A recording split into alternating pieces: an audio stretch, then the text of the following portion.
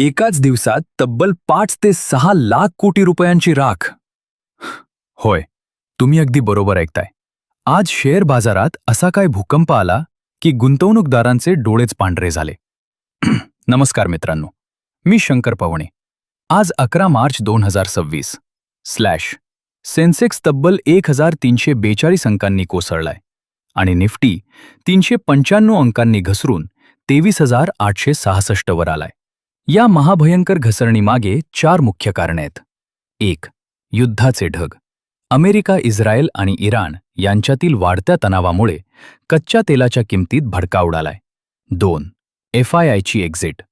परदेशी गुंतवणूकदारांनी भारतीय बाजारातून मोठ्या प्रमाणावर पैसे काढायला सुरुवात केलीय. 3. रुपयाची घसरण. भारतीय रुपया ऐतिहासिक नीचांकावर आलाय. $1 चक्क 92 रुपयांवर पोहोचलाय. 4. नफा वसुली. बँकिंग आणि ऑटो सेक्टरमध्ये गुंतवणूकदारांनी जोरदार नफा वसुली म्हणजेच प्रॉफिट बुकिंग केलीय. अशा पडत्या बाजारात घाबरून न जाता तुम्ही कोणती स्ट्रॅटेजी वापरणार? कमेंट करून नक्की सांगा. आणि शेअर मार्केटच्या अशाच अचूक आणि ब्रेकिंग अपडेटसाठी आपल्या Marathi share market podcast by Shankar पवणेला आत्ताच सबस्क्राईब करा.